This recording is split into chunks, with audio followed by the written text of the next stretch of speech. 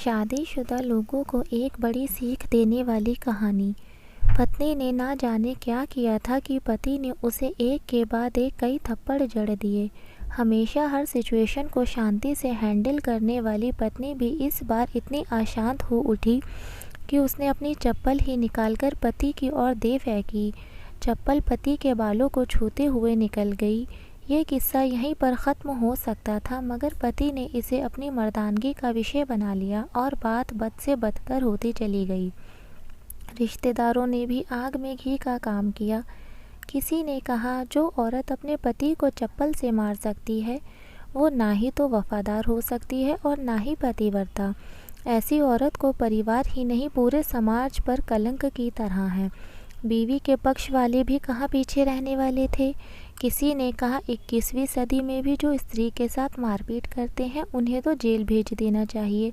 तो कोई कहता, ज़रूर उसको कोई और पसंद आ गई होगी इसलिए अब पत्नी से मारपीट करने लगा है। बात कोर्ट तक पहुंच गई। दोनों पक्षों ने एक दूसरे के खिलाफ केस फाइल कर दिया।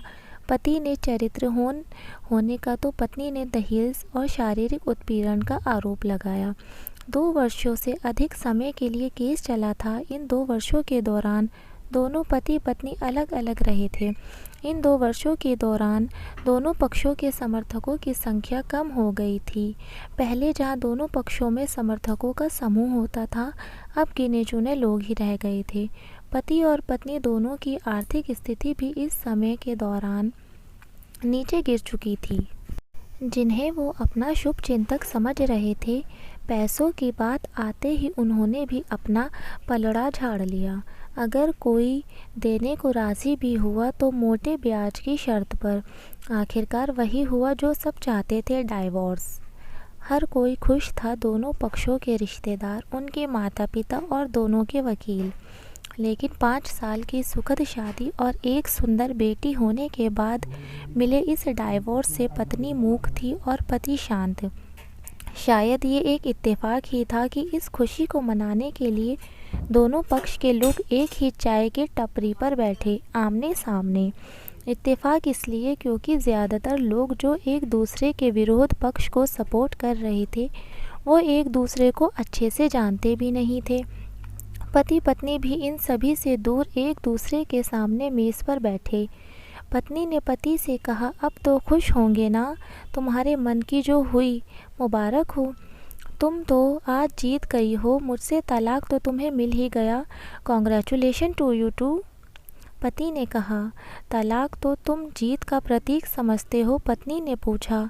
पति चुप रहा। थोड़ी देर की शांति के बाद पति ने कहा, मुझे तुम्हें 5 लाख रुपए अभी और हर महीने 8,000 देने का आदेश है। अभी मेरे पास पैसे नहीं हैं, इसलिए हमारा मतलब मेरा जो सिटी में फ्लैट है उसे तुम्हारे नाम कर देता हूँ। पत्नी बोली, लेकिन उस फ्लैट की कीमत तो 18 लाख की है। हाँ, लेकिन हमारी बेटी हमारे साथ है और आगे जाके इसके खर्चे तो बढ़ेंगे, तुम्हें थोड़ी आसानी होगी। पति ने कहा, नहीं नहीं, मुझे सिर्फ 5 लाख ही देना, और तुम हर महीने 8,000 तो देने ही वाले हो, तो मैं मैनेज कर लूँगी। अगर 5 लाख नहीं है तो कोई बात नहीं, पत्नी बोली।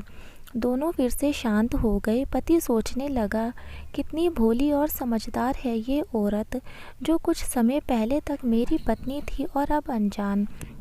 ये वही है जो कम से कम खर्चे में घर चलाती और पैसे बचाकर मेरे जन्मदिन और बर्थडे पर हमेशा मेरे लिए नए कपड़े खरीद लाती। कभी बीमार भी हो जाती तो पैसे बचाने के लिए मुझे मालूम ना होने देती और घरेलू नुस्खों से अपना इलाज कर लेती। मगर घर में कोई और बीमार होता तो तुरंत डॉक्टर के पास लेकर जाती। मेरी हिम्मत मारी गई। मैं ही अपनी झूठी मर्दानगी के चक्कर में इतनी बड़ी गलती कर बैठा। पत्नी के दिमाग में भी उथल पुथल चल रही थी। अभी भी वैसा का वैसा ही है। पहले भी खुद से ज़्यादा हमारे बारे में सोचता और अब भी वही कर रहा है। ये वही आदमी है जो मुझे एक्सीडेंट से बचाने के लिए खुद मोटरसाइकिल के आगे कूद पड़ा था और अपनी उंगली तुड़वा कर बैठा था। पता नहीं कौन सी मनहूस घड़ी में ये झगड़ा मैं कर बैठी। पति ने मौन तोड़ते हुए पूछा, अब तुम्हारे कमर का दर्द कैसा है? ज़्यादा तकलीफ तो नहीं होती? पत्नी हल्का सा मुस्कुराई और बोली, अभी भी होता है, अब तो पेट में भी क्रैम्प्स उठते हैं। वो तो होगा ही, तुम योगा या कसरत तो करती नहीं। अब किसी गायनोकोलॉजिस्ट को ज़रूर दिखा देना। पति ने कहा, तुम बताओ तुम्हारा अस्थमा कैसा है अब? क्या अब भी दौरे पड़ते हैं? पत्नी ने पूछा। हाँ, पढ़ते हैं, पहले से ज़्यादा, क्योंकि अक्सर इन्हेलर भूल जाया करता हूँ याद दिलाने के लिए, तुम जो नहीं हो अब।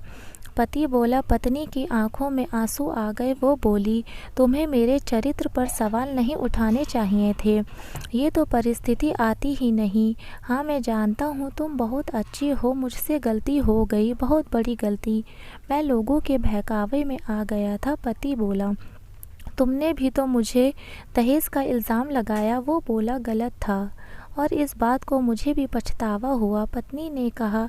पति कुछ कहना चाह रहा था लेकिन हिचकिचा रहा था। पत्नी ने पूछा, कुछ कहना चाहते हो? वो बोला, क्या सब पहले जैसा नहीं हो सकता?